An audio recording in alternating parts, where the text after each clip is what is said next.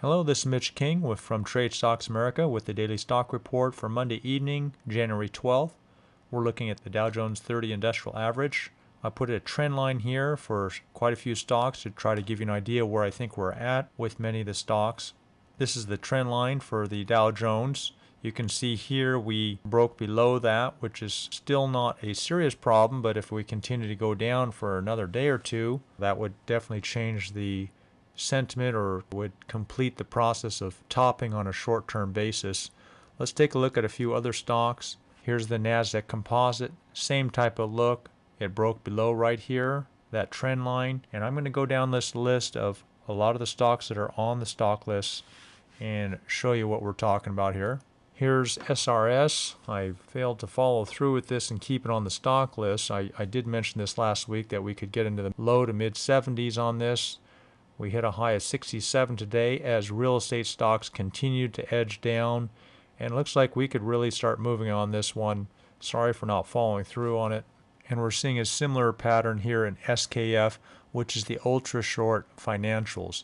Be careful with trading these ultra short ETFs because they're leveraged anywhere, and this one is 1.8 times and 2.0 on the real estate. So they really move, are very volatile. Do extra small positions so you don't get, because it's very emotional trading these, even for me after a lot of years of trading. Let's keep going. Here's HOTT, hot apparel, still in the uptrend, no concern yet. Let's keep moving through the next stocks. There's the trend line with Agrium. You can see it broke down below here, which could be a problem. Mosaic and Potash are looking good. I put those in as two new intermediate trade ideas to consider. Here's Potash here.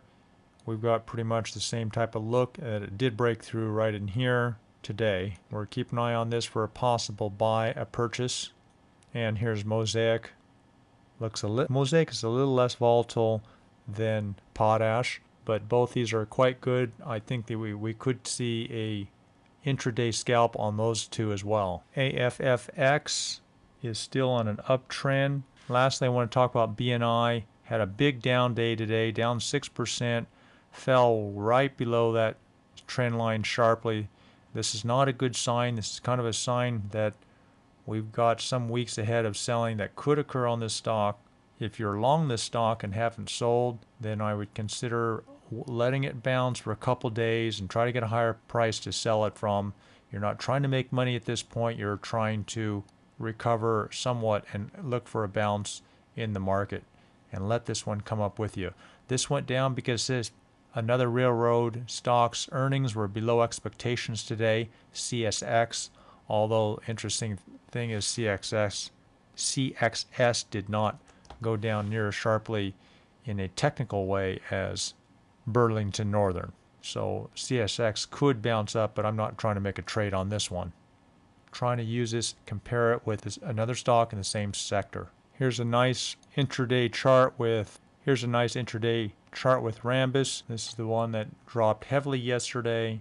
Thought it would drop a little more. It dropped another $1, which is almost 10% in this stock. Let's say 8.5 to 9%, from 11.40 all the way down to 10.40, and then bounced back right back that $1 within the 1 hour of that drop. So there was a good intraday scalp that I was considering and saying yesterday that that's possible.